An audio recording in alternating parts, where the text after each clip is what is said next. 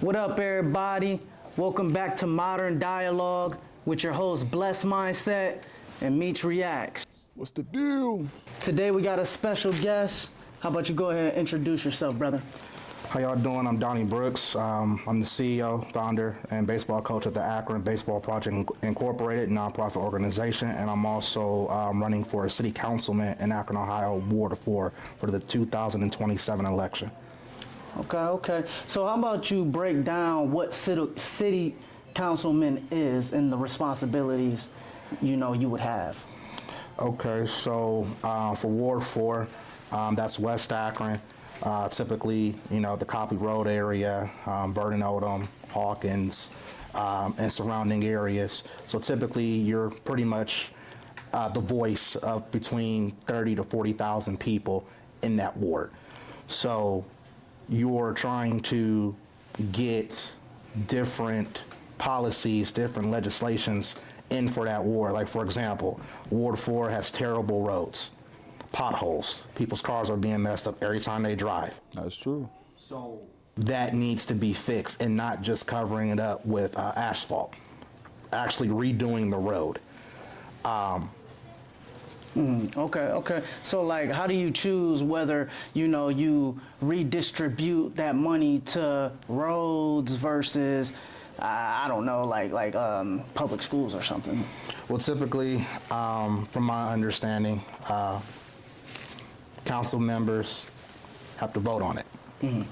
So, with that being said, for example, let's say that I'm the next councilman in 2027, but then you have other council people that may not agree to it. It's not going to get done, unfortunately. So you have to have a lot of like minds to agree. The problem is you have all these different council people, and they have their own agenda.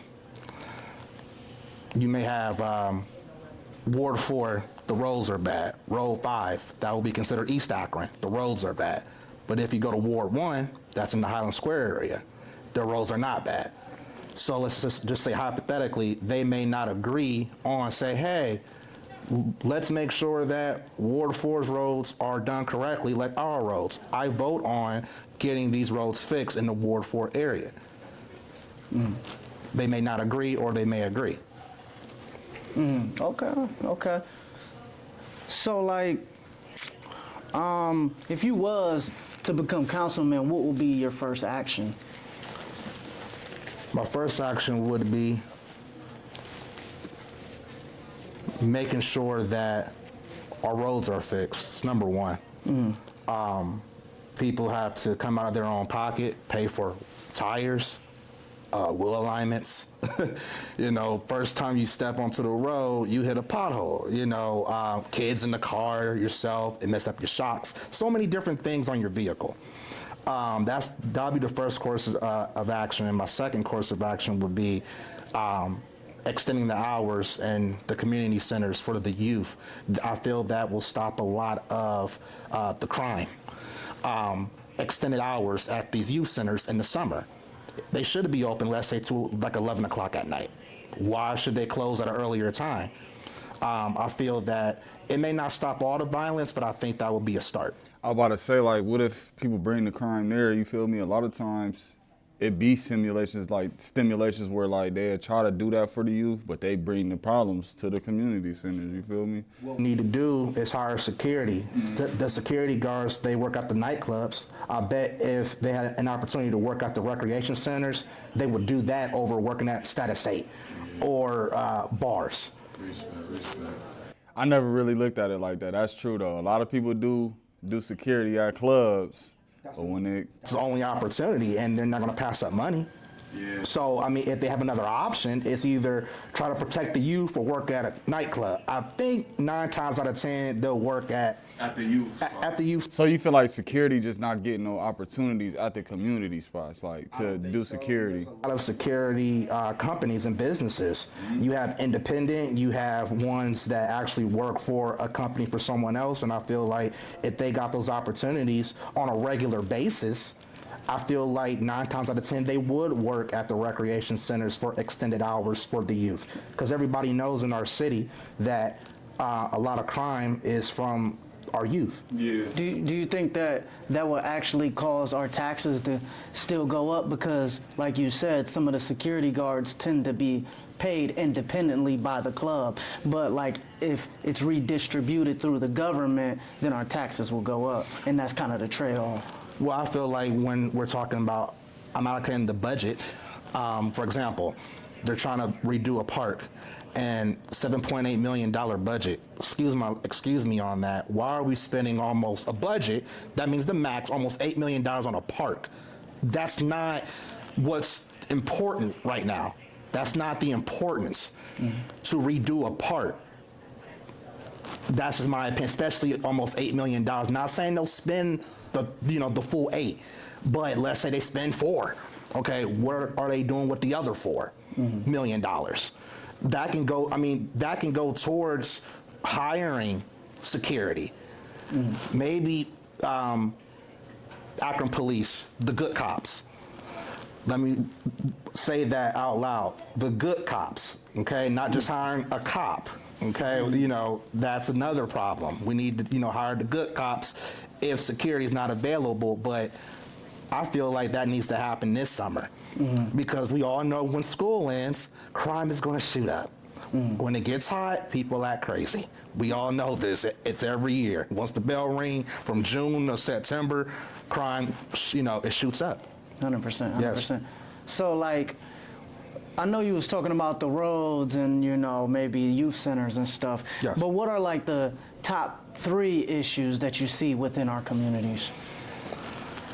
Top 3.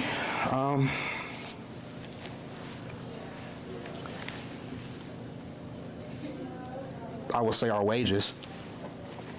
When it comes, since COVID, everything has went up, but our pay rate has not. It's hard to live. I feel like when it comes to the budget, try to make, the minimum wage $20 an hour. That would help. And that means for any kind of job that's your standard job, I would say it should be at $20 an hour. Everything's went up. Your rent, utilities, just everything is went up, but your pay per hour. And for example, the gas is over $4 a gallon. People have to cut back on certain things that they may have liked to do because at the end of the day, if you have a car, you have to drive. It doesn't really matter how much gas costs, you have to put it in your car. So I feel like that'll be one thing, the wage when it comes to people's income. Number 2, like I mentioned, keeping these kids safe. And then when it comes for number 3, when it comes to our elders, we need to make sure that the elders have their medications accessible to them in each of their wards.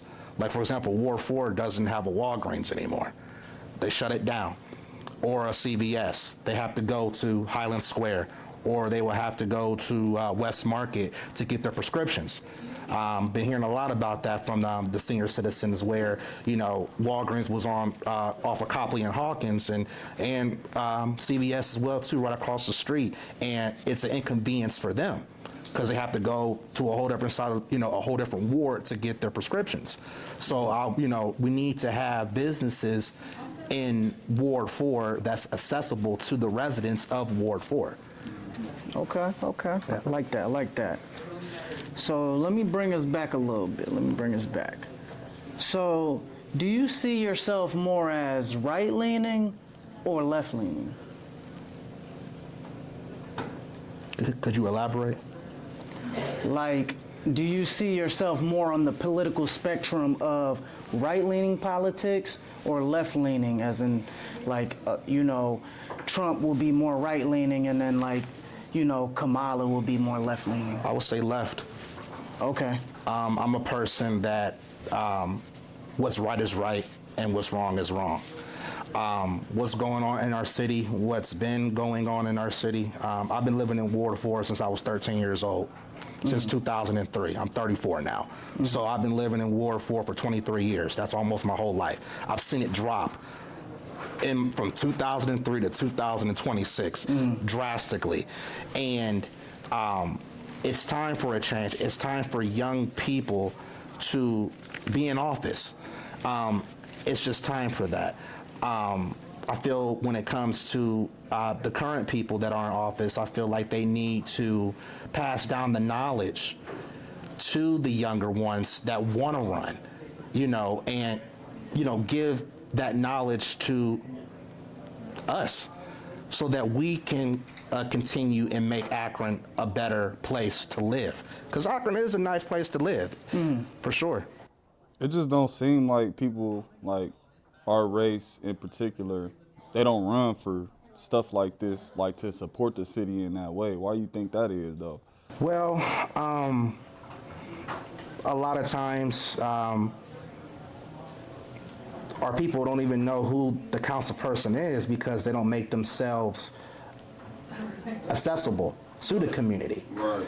All you know about is the president because the president, they make themselves accessible. They're on TV. The president will never really come to Akron, but you know about the president because they're always talking about it, but you're always seeing it on TV, the radio, the news, social media. So you're always hearing it. When it comes to council people don't know who the council person is. They be like, what is that? They know about a mayor, but then you be like, council person, who is that? Is it a he or a she? So I feel like I said before, if younger people, like, for example, with me running, you have another person that's running for Ward 5. We have been going to the council meetings for like almost a year, and we have been making our public mark with our public speaking comments, and we've been really making a change. And people have been tuning in between ages 18 and 45 years old. So people be like, okay, who's the council person of Ward 4 right now? Who's the council person for Ward 5, which is West Akron and East Akron? Those are the predominantly our people wards. When it comes to people that look like us and talk like us. So they've been tuning in more, putting in their comments, putting their 2 cents, saying like, hey, what do you think needs to happen? What do you think needs to, who do you think needs to go? And, they're asking questions now. Because before, people wasn't asking questions about council. Yeah. They didn't really know about it, like you said. Yeah. So bringing us back to the left-right spectrum. Yes. Where do you think the far left side of the spectrum goes wrong versus the far right spectrum goes wrong? So I'll start with the left. Feelings. You get your feelings involved too much, going left. And what I mean by that, when you know what's right, but most of your counterparts don't agree to your right or to your left, you got to go right. Meaning that you may have to make certain decisions and change your opinion based on what everybody else thinks. So it's like you're caught in a tug of war situation. It's like, are you going to be that person? Are you going to be a Martin Luther King Jr.? Or are you going to be a Malcolm X? Where's the middle?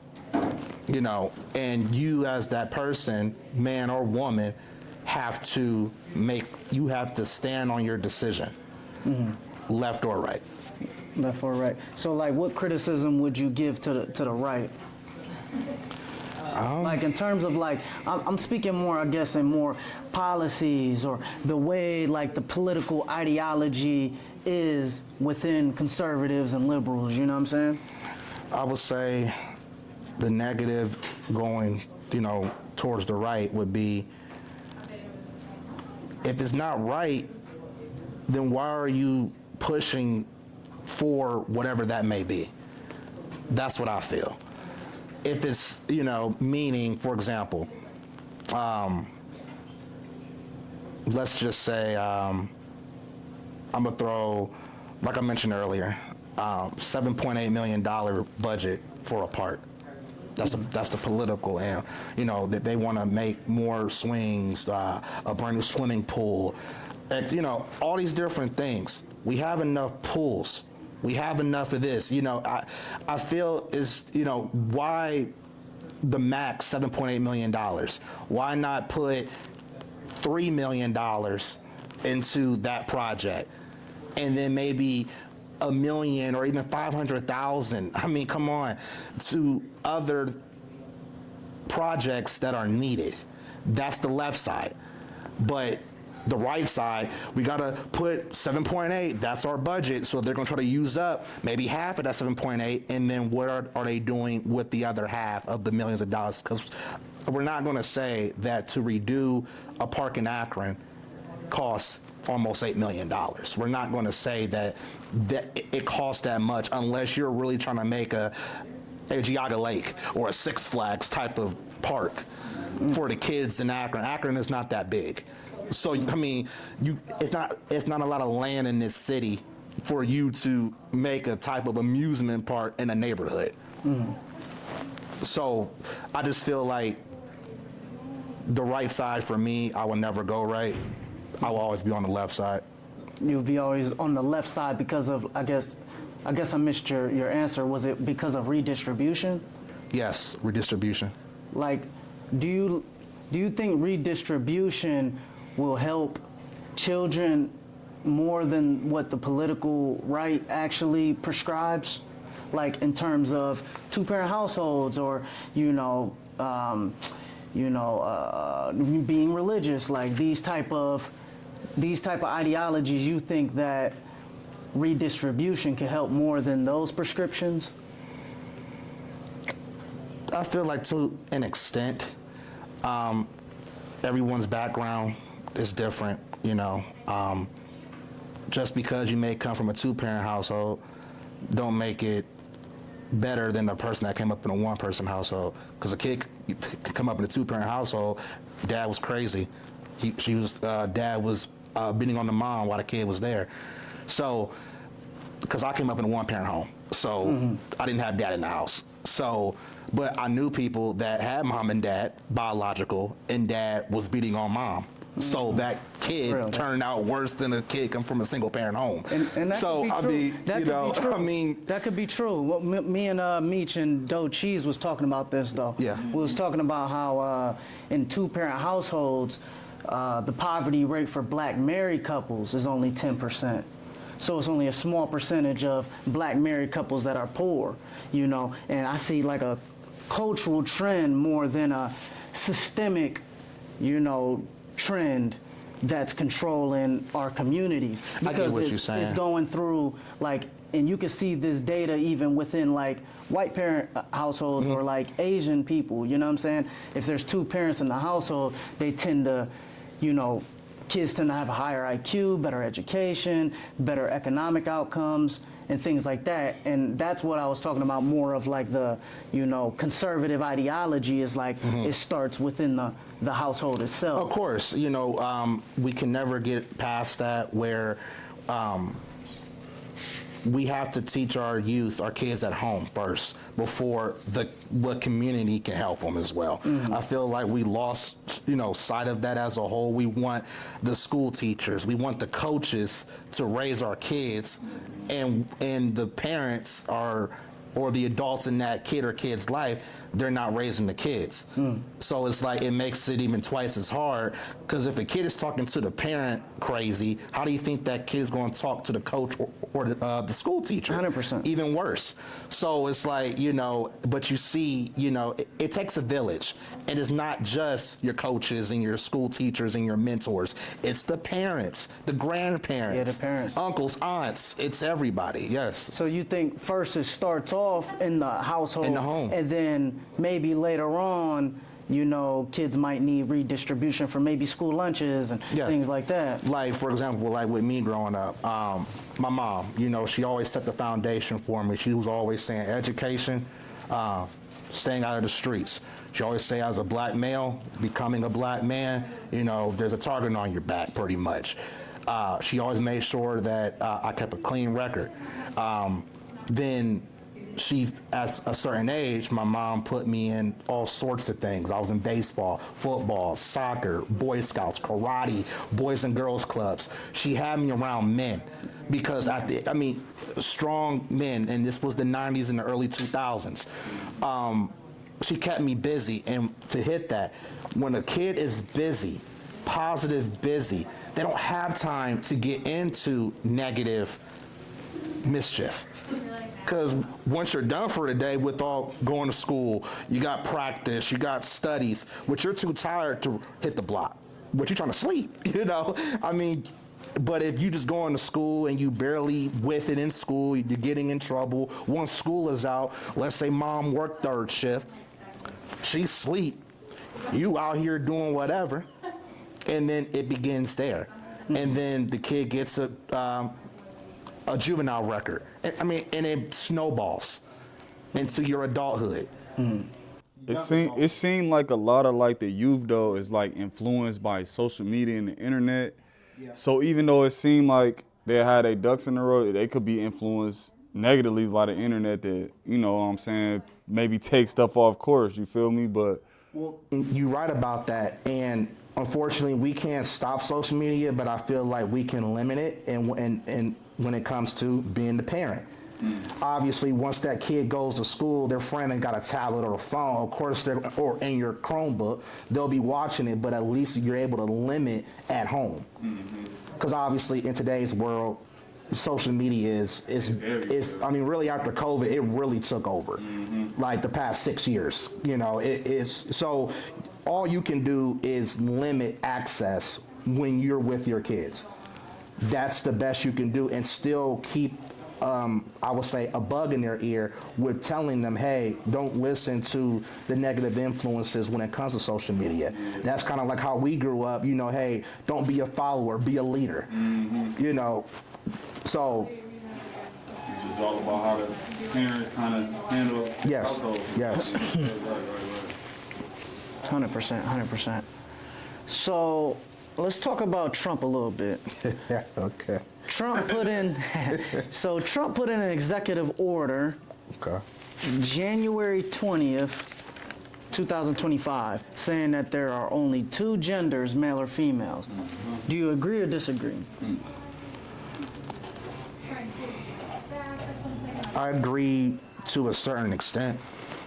I feel once that person is of age, you know, in America, there's, you know, different states will say 18, other states will say 20. But obviously, I would say once you graduate high school, let's just say there, that person is able, you know, to call themselves what they want to call themselves and get their gender changed to whatever that may be. So I feel like your first 17, 18 years, male and female, but obviously once that person is of age, they have the legal right to, you know, change their gender. Do you agree with that age range of 18 to start transitioning, or do you think they should wait a tad bit longer? Because I'm assuming you're meaning that kids, you don't want the transition. No, not at all. But 18, you know, it's like they're legal now. I feel, I mean, honestly, I mean, be 18. You know, you're of age, you're considered an adult. I can give you my opinion on the matter, but you're still going to make your decision based off on how you feel, what you've been feeling for however long. So, Yeah, no, I think that's a good answer. I think, me personally, I think 18 is such an arbitrary number. I think it's a random number to where it's like, oh, they're out of school, therefore they're adult. I think it's more of a social construction.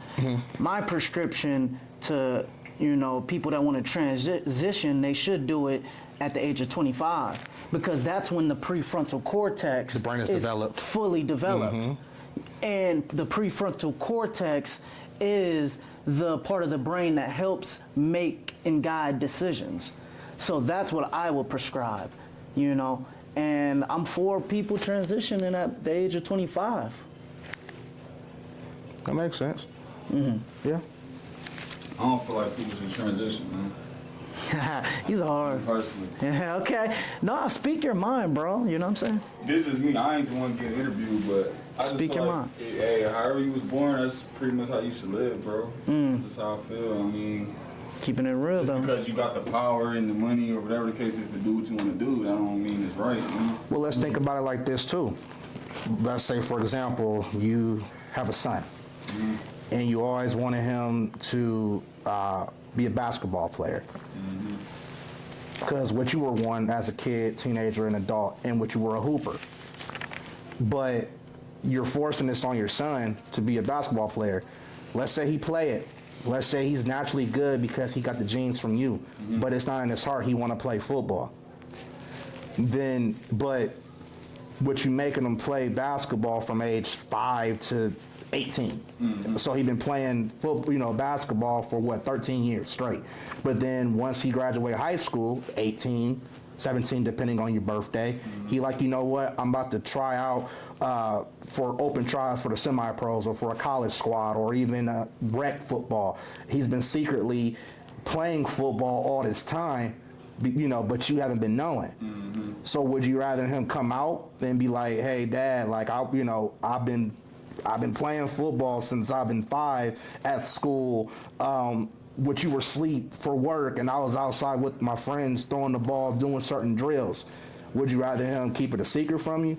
It's like those type of instances. To speak for Meech for a little bit, I think that it's a good analogy, but it doesn't fully fit the whole thing. Right, Because when you transition, there's people that transition when they're like 15 or even like 18, 19, and then they detransition, then they already done surgery, and then they can't produce children anymore. Well, that'd be to the Meech's parent. point. Well, that'd be the parents where where they're letting their son or daughter or whoever underage, still living in your home, transition.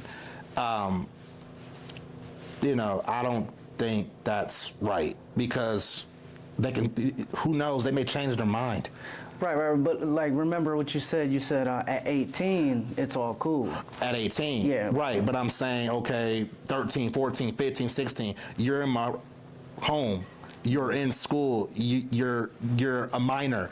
100%. I see what you're saying. The minor part. I think what Meech is speaking about. With the way I'm looking at it is like, that'll makes it'll fall in line like that. But we talking about career-wise, you feel me? I could see if it was pertaining to like being a transgender, changing your whole identity. You know what I'm saying? I could see if it was like, I don't know. I just feel like if you was born a man, you should be a man. If you was born a woman, you should be a woman. I understand this world can make you change your mind about how you want to do stuff, but you gotta kind of think about the truth behind what you're doing. Like, you know what I'm saying? When people do that type of stuff, they I feel like they running from something, or they trying to hide who they really are because they don't like it, or because of how the world perceiving them. So I don't know. I agree. I don't know. I mean, I can't judge, though. I'm not judging. Yeah. You're not judging. People want to do what they want to do. You go ahead. You got your opinion. In my eyes, it ain't right. I just think it's crazy when somebody transitions and then they want to detransition, and then they actually can't produce children. They can't produce children anymore, and I think it's risky. You know what I'm saying? Because you're making a huge investment at such a younger age. Yeah, that could affect you in a negative way. That can affect you, in a negative way. Negative way. So, let me bring us back a little bit, brother. Okay. So, what is one positive thing about the local government in Akron, and what is one negative?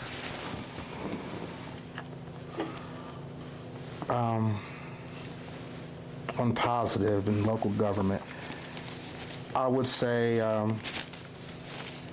just this Monday, Mark Greer, he got appointed to councilman at large. I seen that. It took 4 rounds of votes, but and he's a young African American man.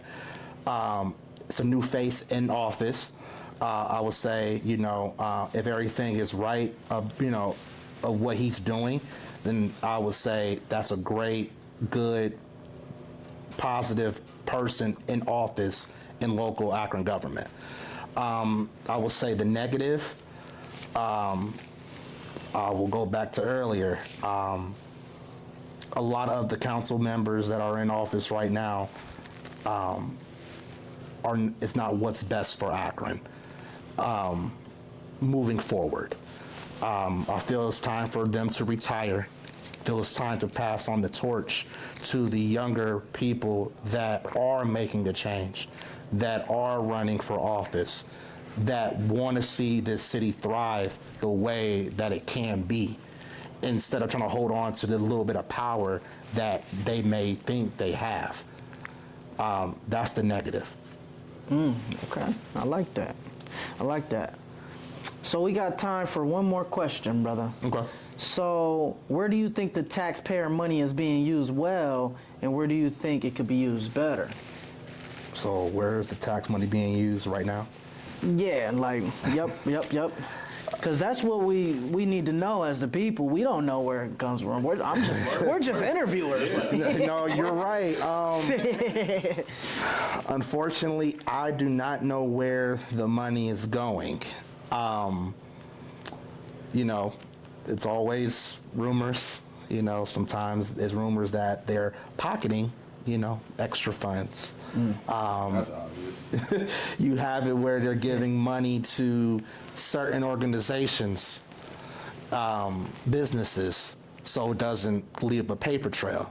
You can give up to a certain amount of money to where it's not a paper trail. I wish I really had that answer, so I don't, I just, it's all speculation. Right, and assumptions. Assumptions, Yeah. but, and these assumptions have been going on for decades. Right. So. So where would you use it? I know you talked about, roads and, helping the children and stuff. Is there any place else would Yes. you redistribute the Yes, dollars? bring in African American owned businesses in our community. Like I said before, prescriptions, medicine for our elders. I will make sure to get certain things redone that has not been redone. Like, for example, Lawton Street Community Center, that's Ward 4. It hasn't been touched, rebuilt since 1996. I was 5 years old. That was 30 years ago. It needs redone. Mm-hmm. It needs redone. That's a 30-year-old building. Anything that's 30 years old needs to be touched up. They renamed the name for the building back in 2022 after a judge, but actually redoing the community center. Now that community center needs to be redone. But yes, I would say what I would do is have more businesses in our area. Copley Road, that whole strip on both sides needs to be filled with businesses. That is a great strip. It really is. And those funds would go towards the strip. 100%. Yes. 100%. Well, thank you for hopping on the podcast, brother. Thank you for inviting me. Yes, Thank sir. you. How about you go ahead and tell people about, your baseball league and everything else you're doing? Akron Baseball Project, baseball organization, baseball, softball. We also do education, tutoring sessions for academics at the library in Maple Valley, and volunteer work at the Haven and Rest and Toys for Tots for the youth. We're from ages 6 to 14, boys and girls. We did partner up with Major League Baseball, Hit, Pitch, and Run. It's coming to Akron, Ohio, June 13th. It's a free event. It's free to register from ages 6 to 14.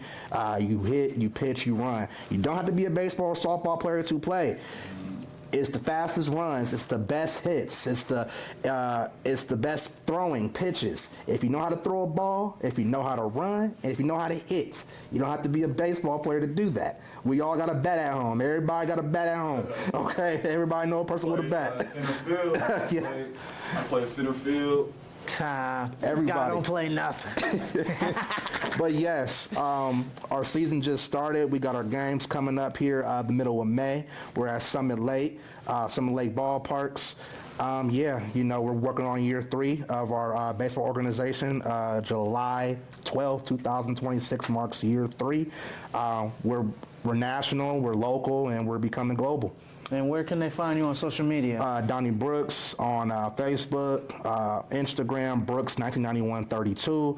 And if you have any questions past those two social medias, you can hit me up on my Gmail, homerun Brooks, HOMERUN Brooks, BROOKS 32 @gmail.com. Yes, sir. Thank you so much. Thanks, sir. man, for having me. Appreciate you.